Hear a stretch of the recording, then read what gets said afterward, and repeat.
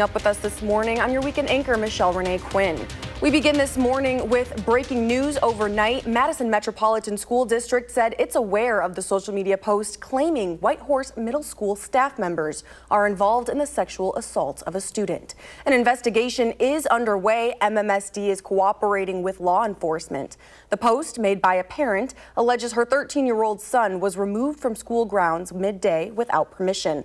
It claims he was taken to the Whitehorse Middle School staff member's house and sexually assaulted by 2 school employees.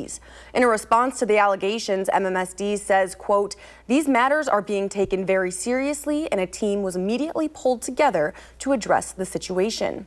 Also breaking overnight in Pennsylvania, multiple people are injured this morning after a shooting on Lincoln University's campus. This during homecoming weekend. Officials are unable to confirm the condition of the victims at this time. It's unclear what led to the shooting, and the investigation is active. Time now, 6:58. Let's take a look outside our weather window. Meteorologist Jacob Montesano is tracking your temperatures this morning. Good morning, Jacob. Good morning, Michelle Renee. Not quite as cool compared to yesterday. We're in the upper 30s in Madison compared to the lower 30s we saw at this point yesterday. Still seeing some below freezing temperatures, though, for areas in central Wisconsin. A lot cooler, 33 in Camp Douglas, 28 in Wautoma. But southern Wisconsin and southwest Wisconsin seeing temperatures in the middle 40s right now. So a little bit milder compared to the average low for this time of the year for those of you in the southern portion of the state. Now, everyone will see pretty similar temperatures today. Could see some windy conditions, but not really seeing that right now. As you notice, very calm winds across the region. And the wind's not going to really be too dramatic. We'll see gusts up around 20 to 25 miles per hour, but that will be just about it. Current radar, very dry, also different compared to yesterday where we saw those showers roll through the region. And although we may see some cloudy skies early in the day,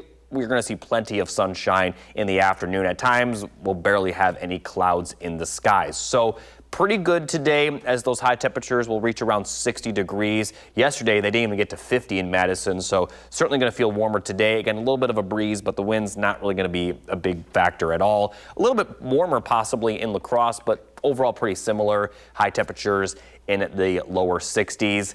Now, this is going to be probably the warmest day this week, but that doesn't necessarily mean it's going to be dramatically cooler. I'll talk more in detail about that coming up a bit later. Jacob, thank you. We'll be checking in shortly. You're taking a live look now at the White House on day 26 of the government shutdown. Christian Benavides brings you President Trump's latest moves in his trip to Asia. In Malaysia, President Trump is attending a summit of Southeast Asia countries. Sunday, he kicked off his first day of a nearly week-long trip to the region.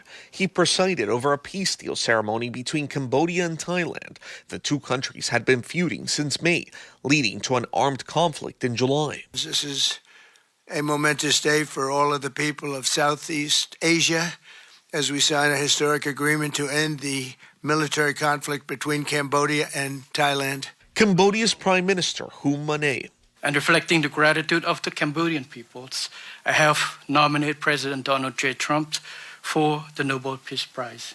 And he, like I say, peace saves life. The president also signed mineral and trade agreements with Cambodia, Thailand, and Malaysia. The U.S. has imposed a 19% tariff rate on all 3 nations. Amid growing tensions with Brazil, the president took time to meet with the country's president, Lula da Silva, who also traveled to the region for the summit. I think we should be able to make some pretty good deals for both countries. Another world leader attending the summit, Canadian Prime Minister Mark Carney. There have been growing tensions between the U.S. and Canada over an ad the government of Ontario is airing in the U.S. this weekend. Christian Benavides, CBS News. President Trump announced an additional 10% tariff on Canada over that ad, and Canada will stop airing it tomorrow. In the meantime, Trump is set to meet with China leader Xi Jinping later this week. In more local news, one person is in the hospital this morning in Roxbury following a single vehicle crash. Officials say the crash happened just after 2 o'clock yesterday. A driver had rolled over their car at the intersection of U.S. Highway 12 and State Highway 188 near Gansner's Motel. No one else was in the car. Police say the driver is currently conscious and alert. And happening tomorrow, if you're driving on Madison's north side, plan for a major road closure. Starting at 6 a.m., Packers Ave is closing to all traffic. That's at the railroad tracks just north of International Lane. Crews will be replacing the crossing work. Work is expected to wrap up by Thursday, weather permitting. The pedestrian route will remain open on the west side, and drivers will need to follow detours along North Sherman and Aberg Avenues. Access to Dane County Regional Airport will stay open via Darwin Road and International Lane. Also starting on Monday, overnight closures of John Nolan begin. They'll run from Monday the 27th through the Thursday the 30th between 7 p.m. and 6 a.m. Northbound lanes between Olin Avenue and North Shore Drive will be closed with a detour available via Olin and Park Street. Southbound John Nolan and the Capital City Trail will remain open and no Metro Transit routes are affected. Crews are installing storm sewers. The newest person to run for the lieutenant governor position is speaking with News 3 Now for the first time since launching his campaign. Earlier this week, Will Martin, a conservative businessman, launched his campaign. He previously worked under former Republican governors Tommy Thompson and Scott Walker. On For the Record, Elie LaLiberte asks about what sets him apart from those candidates. Martin cites his experience in the Capitol. Knowing where the overlap is, knowing the redundancies in state government, knowing how to help the next governor cut this budget. We're going to have a structural deficit 2 years from now when this biennial budget is over.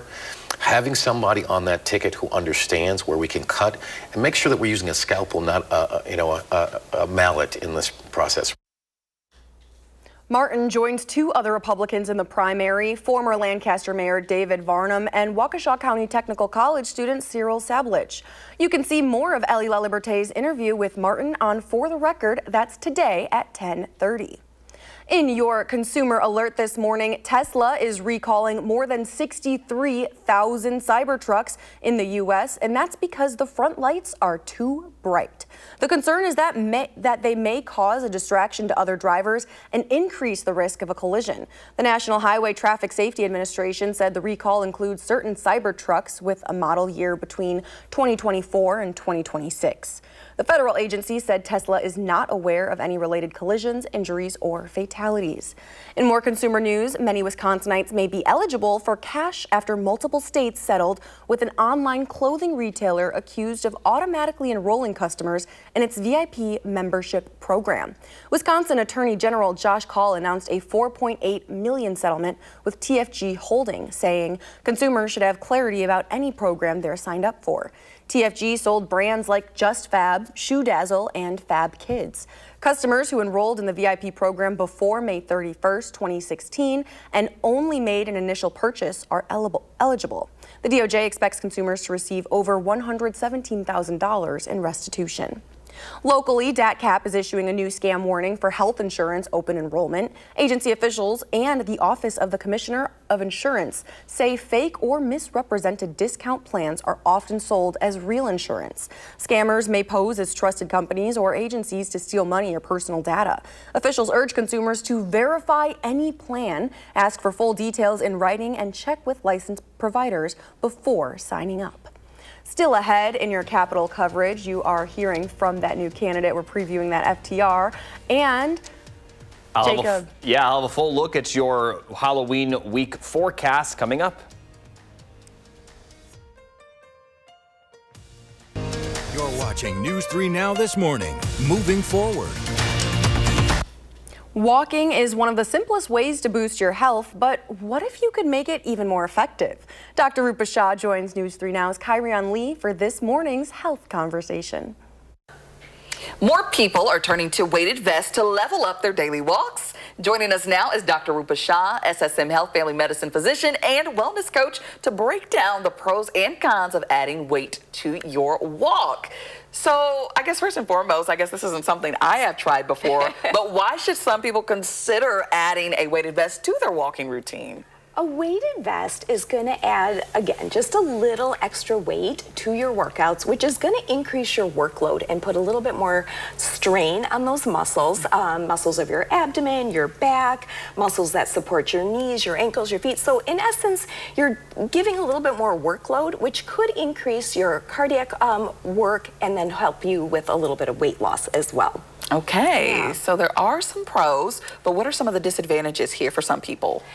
Sometimes people don't realize that adding that extra weight all at once can put some strain on their bodies. So, for instance, it can change your posture a little bit, and people unconsciously don't realize they might start arching their back or leaning their neck forward, so they develop some neck and low back pain and issues like that. So you can tend to get some overuse injuries from using these improperly or using them for too long. Right. So who shouldn't wear a weighted vest?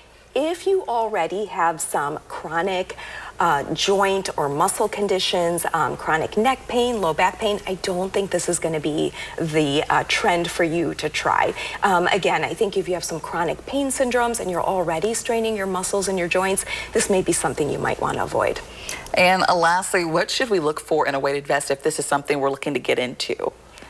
I think the number one thing is comfort. So when you put the vest on, make sure that it feels comfortable, that it's not pinching anywhere, that it's not rubbing anywhere that could give you a blister. And number two, the weight. Some come with a set amount of weight and some come with weight that's adjustable. So you can add or subtract the weight. So what you might want to do is add the weight very slowly and wear it for short periods of time until you acclimate and then you get stronger, and then you could kind of increase the weight. A good rule of thumb is you don't want to increase more than 15% of your body weight. So for a 150-pound person, 15 pounds might be the max amount of weight that you want in a weighted vest. Okay, so don't overdo it. Don't overdo it, and don't do it too quickly. Just gradually ease into that. All right. Yeah. Well, Dr. Shah, thank you so much for joining us. Thanks for having me. As we take a look at the 3 things you need to know, very pleasant today, but we are going to see temperatures dropping a little bit, but still staying relatively steady throughout the week, and mostly dry weather during that entire time. Now, as we look at our next chance of rain, sunny skies today, sunny skies tomorrow, almost no chance of rain. So we're going to start Tuesday morning, where we will see a little bit more cloud cover throughout the day. And although cloudy skies are expected for a good chunk of Tuesday, we're not really expecting much rain until closer to the evening. And even then, the best chance of rain will be in southwest Wisconsin, and even those locations are only going to see rain pretty light. But evening into the early overnight hours will be the best chance of rain. And then once we get towards around midnight Wednesday, a lot of that will clear out of the area. And then we are expecting dry conditions for Wednesday morning.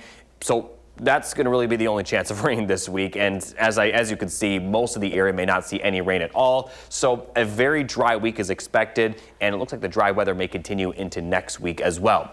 Meanwhile, as we take a look at the temperatures, at least today they're going to be pretty comfortable. Highs near 60, plenty of sunshine, a little bit of wind, but the wind not really going to be too much of a factor. Might get a little bit breezier for tomorrow, and also a little bit cooler, as highs will be in the middle to upper 50s. In general, though, pretty similar conditions with the sunny skies and temperatures just a little bit above normal. Now, from there, we are going to see the temperatures fall a little bit, but before I show you that, I do want to mention that for those of you that may be attending the Packers game, if you are watching this, it is going to be in Pittsburgh tonight. Weather is going to be pretty typical football weather. Clear skies, definitely better than the forecast for the Badgers game yesterday, but definitely if you are watching this and plan on attending, dress warm. It's going to be pretty good, as there's almost going to be no chance of rain in Pittsburgh later tonight. Now here's a look at our full 10-day forecast.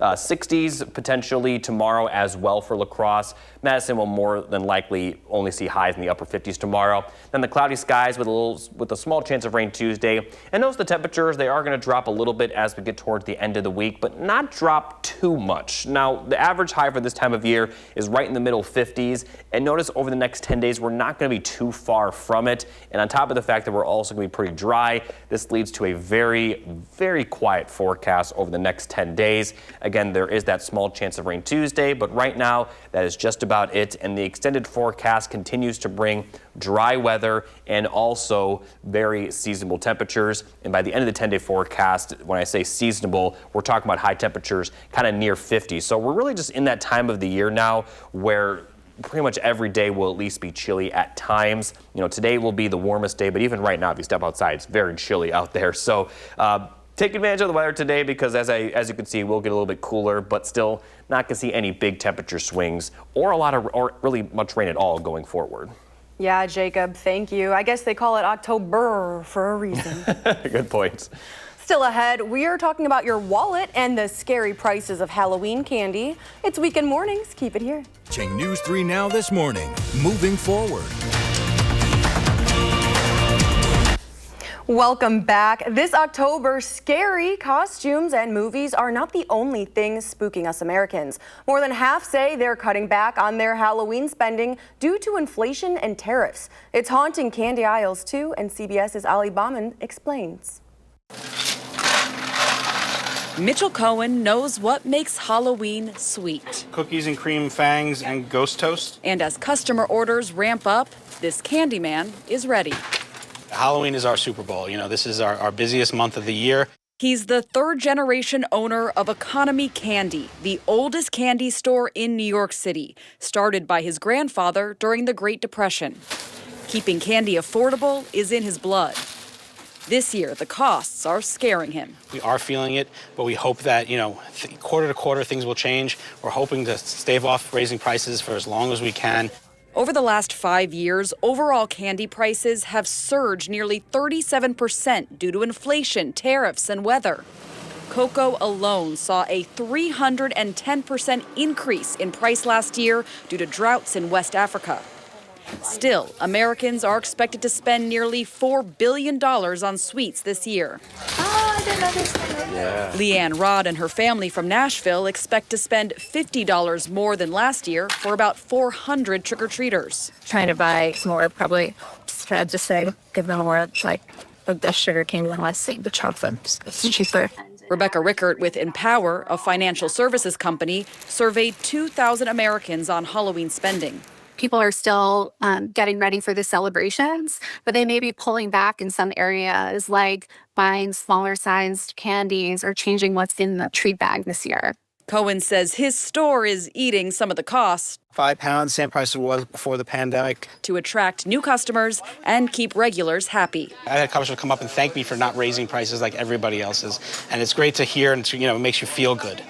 Experts predict candy prices may start to lower as soon as Valentine's Day because weather has improved in the regions that grow cacao. Ali Bauman, CBS News, New York. Our precious cacao. Yeah. I was thinking, if people, are worried about how much they're spending on Halloween candy, just take some from my tie. Take some from your tie, yes. Take the candy pieces out of Jacob's tie. I'll give it away for free if I can figure out how to pluck them off. Yeah, that'd be nice. What's your favorite candy?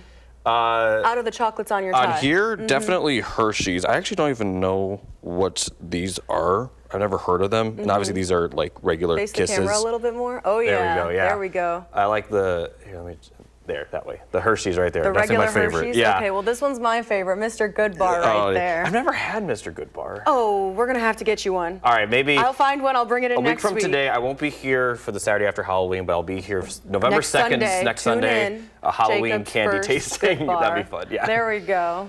And lately it has felt a lot more like October and Halloween. October.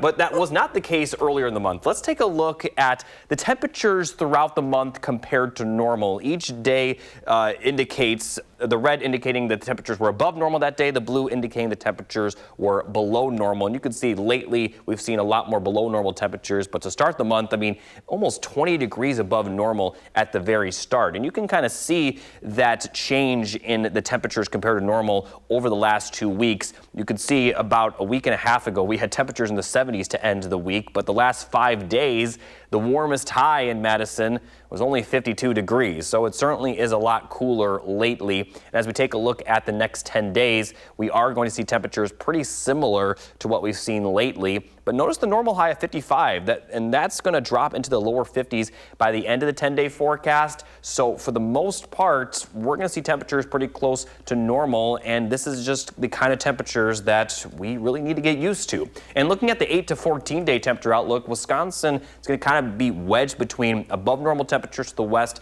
and below normal temperatures to the east. So we're going to continue to see those high temperatures kind of near 50 towards the end of the 10-day forecast and into early November. Still no snow in the forecast, but that is going to be right around the corner, especially if these temperatures continue to be chilly. Well, I'm not looking forward to getting used to this weather. I know you are. I love you the and snow. Chris Stanford. I love the snow. Well, before we head to break, I want you to take out your phone and send a song to Mr. Quinn at WISCTV.com with the subject line playlist pick, and then tune in on weekend mornings to hear your song. Keep it here. We'll be right back bringing you top headlines when we return. Breaking news overnight, an investigation is underway after claims of assault by MMSD staff members. And conditions outside for your Sunday looking a lot better compared to yesterday. Now the full forecast coming up. Multiple people are waking up injured after shots fired on a school campus in Pennsylvania. Good Sunday morning, and thanks for tuning into Weekend Mornings. Today is October 26th, and I'm your Weekend Morning anchor, Michelle Renee Quinn.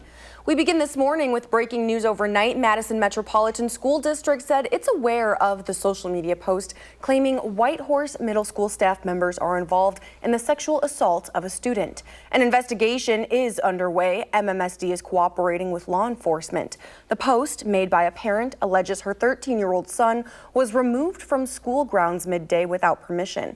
It claims he was taken to a Whitehorse Middle School staff member's home and sexually assaulted by 2 school employees.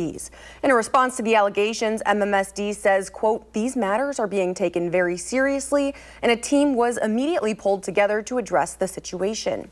Also breaking overnight in Pennsylvania, multiple people are injured this morning after a shooting on Lincoln University's campus.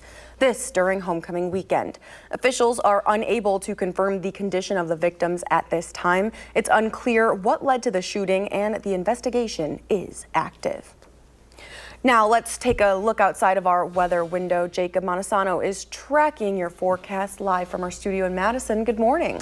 Good morning, Michelle Renee. Temperatures right now not as cool as this time yesterday. Right now, Madison seeing a temperature right around 40. We've kind of been in the upper 30s for much of the morning compared to the lower 30s we saw yesterday. But central Wisconsin still seeing some temperatures below freezing, 32 in Camp Douglas, 28 in Wautoma. But how about the middle to upper 40s in southern and southwestern Wisconsin, 47 in Platteville. So definitely milder in the southern portion of the state. Now, a big reason we are seeing some milder temperatures right now is here's a live view from Platteville showing plenty of cloud cover, which is keeping those temperatures a little bit warm.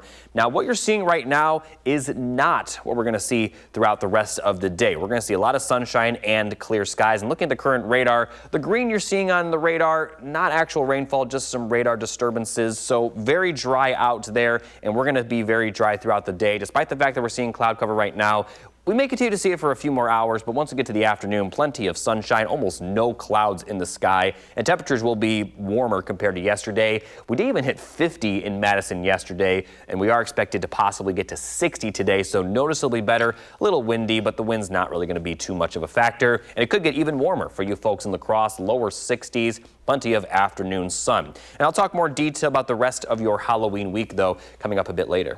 All right, thank you, Jacob. We'll be checking in. You're taking a live look now at the White House on day 26 of the government shutdown. Millions of workers are without pay, but Trump says a mystery donor gave $130 million to pay servicemen and women despite legal and ethical concerns. President Trump is taking part in a summit this morning in Malaysia. On Truth Social, he says he'll sign, quote, the great peace deal that he claims to have brokered between Cambodia and Thailand. Meanwhile, closer to home, the USDA says it will not tap into its contingency fund. That's to cover food stamp benefits next month. That's from a memo obtained by CNN, which also says states will not be reimbursed if they use their own funds to pay for benefits. The memo says the $6 billion funds, quote, are not legally available to cover regular benefits. As a result, roughly 42 million Americans will not receive critical food assistance from the program known as SNAP. Last week, Agricultural Secretary Brooke Rollins said food stamps will run dry by the end of the month if the lapse in federal funding continues.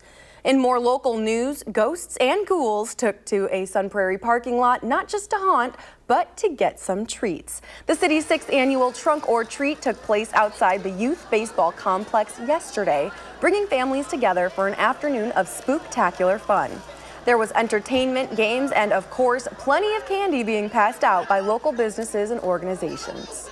So we focus on the local businesses, but of course it's open to anybody in the greater Madison area. We put out just like a form, people can sign up. It's free for businesses to get involved, and it's just a really great way, and it's a win-win, you know, to get exposure for them, but also to bring in the community and make something special for everybody. This year, the city also paired with Sunshine Place Community Resource Center to gather donations for their food pantry. And speaking of food pantries, in Beloit, a food pantry is urgently asking for donations following a big spike in families in need. Messiah Lutheran Church Food Pantry is open on the 2nd and 4th Thursdays of each month. Operators say it serves an average audience of 70 households each time it opens.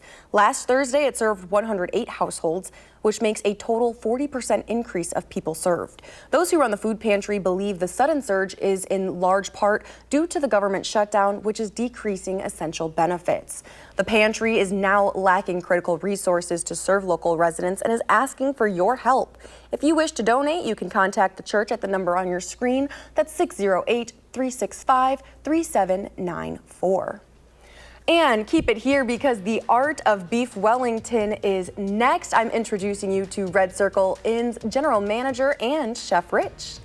Plus, it's the week of Halloween and all the full forecast for the upcoming week coming up. That's ahead in Weekend Mornings. You're watching News 3 Now this morning. Moving forward.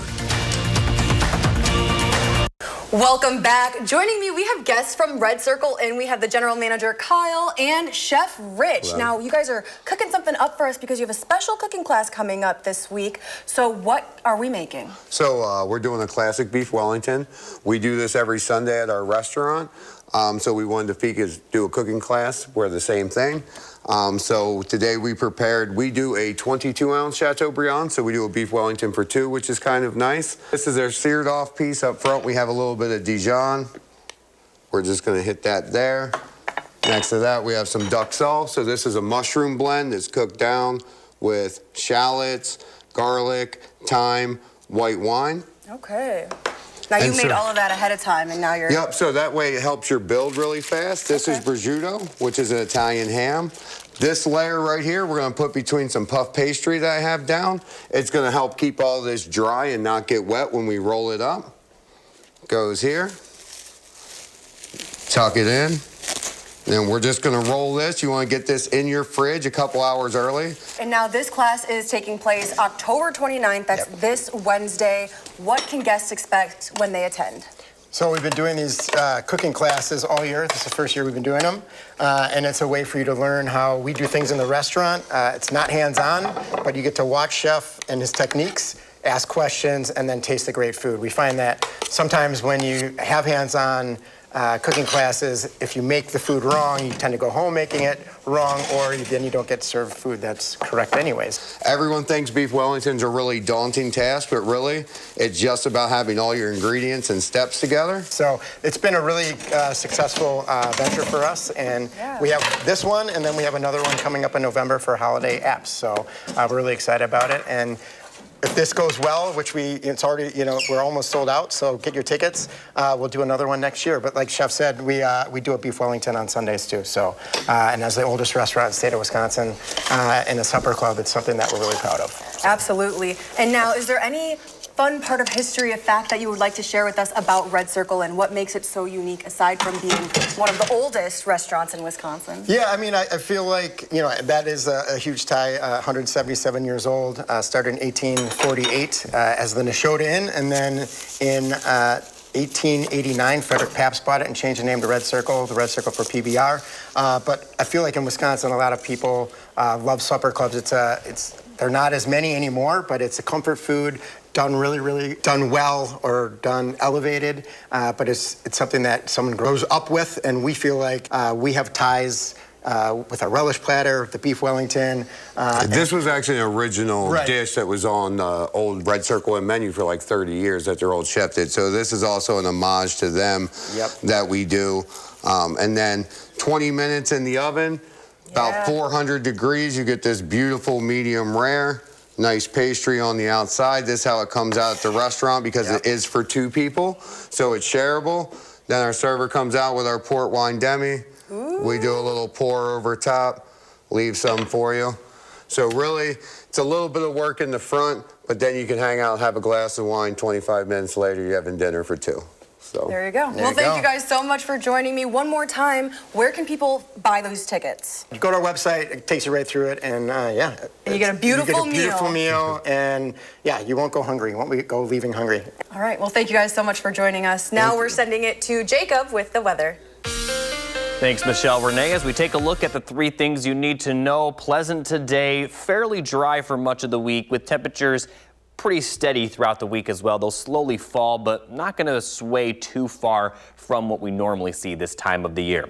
Now let me start with the wind gust forecast. Not going to be too dramatic, but the next couple of days will feature wind gusts kind of up near 20 to 25 miles per hour. A little bit breezier for Monday and Tuesday compared to today. Again, nothing too extreme, but definitely worth mentioning as you will feel a little bit of a breeze if you step outside today. Now, as far as rainfall goes, we're going to start Tuesday morning because there's no chance of rain today or tomorrow, but cloudy skies are expected Tuesday, which may lead to some light showers during the day, but a better chance of rain will come during the evening, mainly for southwest Wisconsin as a few light showers pass through. Again, this rain is going to be pretty light and a lot of the area may not see any rain at all, and it's also not going to last very long as by the time we get to Wednesday morning, we are going to be clear, and that's really the only chance of rain this week. So very dry conditions, just that very small chance Tuesday into Tuesday night. Beyond that, don't expect to see much this week. And as far as temperatures, they're not going to change dramatically. Now they'll slowly cool down this week. Today we'll have highs at near 60, plenty of sunshine, and then tomorrow and tonight we're going to see temperatures, a little bit cooler compared to today. So kind of in that middle to upper 30 range tonight, and then tomorrow middle to upper 50s. So again, temperatures are going to slowly tick down over the next 10 days, mainly over the next 7 days as we get closer to Halloween. Middle 50s for Tuesday through Thursday, then lower 50s Friday and the weekend. But those lower 50s are going to be very close to normal for this time of the year. The average high is 55. That will drop into the lower 50s by the end of the next 10 days. And during all this, we're really not going to see much rain. So a very quiet forecast, certainly cooler next weekend compared to today. Today, though, is going to be a lot better compared to yesterday where we saw those cloudy skies and light rain. In fact, Madison didn't even hit 50 yesterday, and we could hit 60 today. So noticeably better, but then it will cool down as we get closer to Halloween. Still going to be very dry for much of next week as well as those temperatures kind of remaining cool. And the extended forecast suggests we'll see more dry weather and more seasonable temperatures through the early portion of November. All right. Thank you, Jacob. Still ahead on Weekend Mornings, how you can make the simplest ways to boost your health even more effective. And later on, Jacob is going to bring you his Halloween forecast. It's Weekend Mornings. Keep it here. But first, if you have a little kid turning 3 soon, please let us know so we can share their picture on TV and wish them a happy birthday. You're watching Weekend Mornings. Stick around. You're watching News 3 Now this morning. Moving forward. Walking is one of the simplest ways to boost your health, but what if you could make it even more effective? Dr. Rupa Shah joins News 3 Now's Kyrian Lee for this morning's health conversation. More people are turning to weighted vests to level up their daily walks. Joining us now is Dr. Rupa Shah, SSM Health Family Medicine physician and wellness coach, to break down the pros and cons of adding weight to your walk. So I guess first and foremost, I guess this isn't something I have tried before, but why should some people consider adding a weighted vest to their walking routine? A weighted vest is going to add, again, just a little extra weight to your workouts, which is going to increase your workload and put a little bit more strain on those muscles, muscles of your abdomen, your back, muscles that support your knees, your ankles, your feet. So in essence, you're giving a little bit more workload, which could increase your cardiac work and then help you with a little bit of weight loss as well. Okay, so there are some pros, but what are some of the disadvantages here for some people? Sometimes people don't realize that adding that extra weight all at once can put some strain on their bodies. So, for instance, it can change your posture a little bit, and people unconsciously don't realize they might start arching their back or leaning their neck forward, so they develop some neck and low back pain and issues like that. So you can tend to get some overuse injuries from using these improperly or using them for too long. Right. Yeah. So who shouldn't wear a weighted vest? If you already have some chronic joint or muscle conditions, chronic neck pain, low back pain, I don't think this is going to be the trend for you to try. Again, I think if you have some chronic pain syndromes and you're already straining your muscles and your joints, this may be something you might want to avoid. And lastly, what should we look for in a weighted vest if this is something we're looking to get into? I think the number one thing is comfort. So when you put the vest on, make sure that it feels comfortable, that it's not pinching anywhere, that it's not rubbing anywhere that could give you a blister. And number two, the weight. Some come with a set amount of weight and some come with weight that's adjustable. So you can add or subtract the weight. So what you might want to do is add the weight very slowly and wear it for short periods of time until you acclimate and then you get stronger and then you could kind of increase the weight. A good rule of thumb is you don't want to increase more than 15% of your body weight. So for a 150-pound person, 15 pounds might be the max amount of weight that you want in a weighted vest. Okay, so don't overdo it. Don't overdo it and don't do it too quickly. Just gradually ease into that. All right. Yeah. Well, Dr. Shah, thank you so much for joining us. Thanks for having me.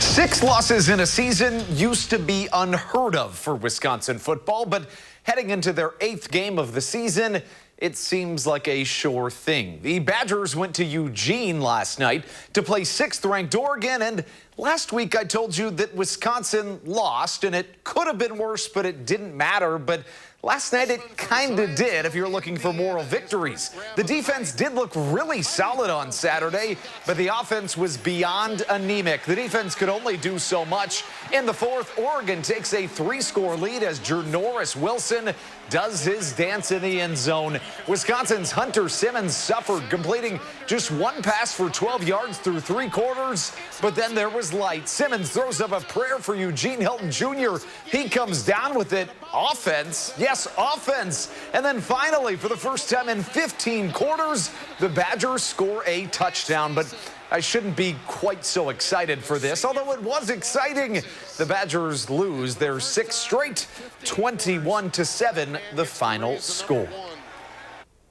Staying on the college football front, but on the Division III level, it's the one that we wait for every single year, the George Christ Memorial Bowl. What more could you ask for? UW-Platteville making the trip to UW-Whitewater. Historically, this rivalry has been all Warhawks, but the Pioneers have won the Miners X in 2 of the last 3 seasons. And to make matters even better, both teams ranked inside the top 10 nationally. Whitewater took a 14-3 lead at half, but Platteville came pickaxing back, trailing 14-12, 3 minutes left in the 3rd, and Nathan Usilding finds Trevor Seisey to take the lead. What a catch by the Warhawks. Weren't going anywhere, leading by 3 halfway through the 4th, and this would be the dagger. Justin Klinkner puts it on Blake Haggerty, one of his 2 touchdowns on the day, and the axe comes back to Whitewater. There it is.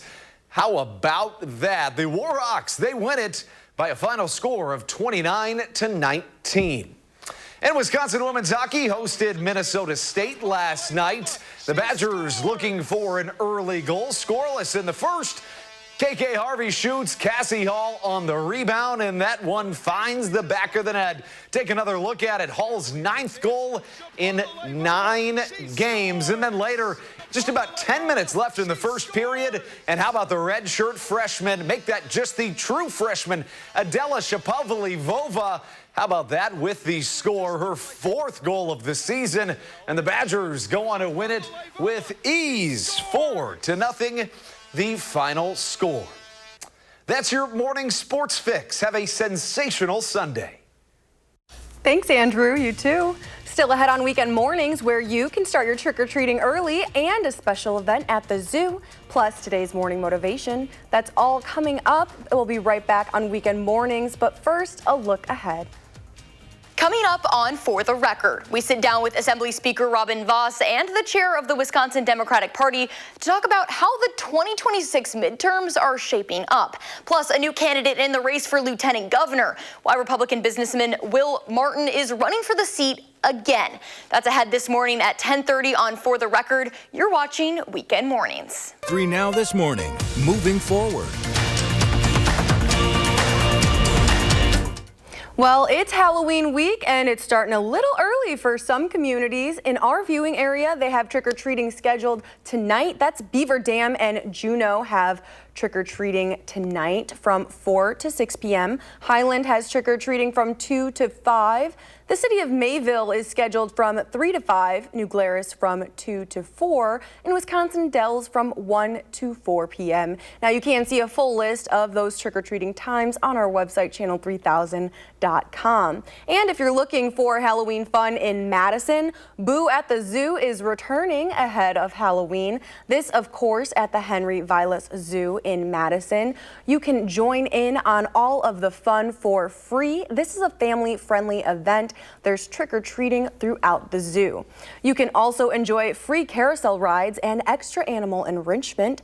Boo at the Zoo runs from 9:30 a.m. to 1:30 p.m. And don't forget, Henry Vilas will soon be welcoming those new polar bears.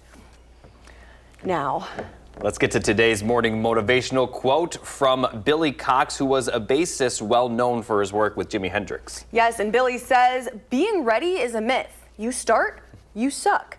You figure it out, you get better. I love the "you suck" part. That's just it's funny, but it works in this quote, and it's true. It works, and unfortunately, it's true. We're not perfect at the start of everything. When you begin, you know, you got to work your way. You have to learn the ropes. Mistakes are proof that you're trying. All of those little things. Yeah, and how well you do has a lot to do with how you take criticism for when you do eventually suck. Everyone's going to suck at some point in their career at some point or another. It's about getting better. Absolutely, and it definitely is about taking your feedback. Now, we are going to dance into our Halloween forecast really fast. We're continuing into this, we're going to continue this dance Halloween party all week. The Halloween forecast, maybe there's some good news with it, with the lack of rainfall. It is going to be chilly, but that's also to be expected. It's not going to be significantly below normal. It could be a lot worse. Highs near 50, a little bit more cloud cover during trick-or-treating time. And looking at the last 5 Halloweens, it could be worse. Look at 2 years ago where we had some snow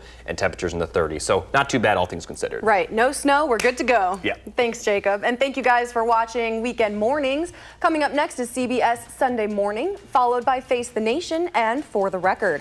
Our next newscast is coming up at 5:30 p.m. As always, find us streaming 24/7 on channel3000.com.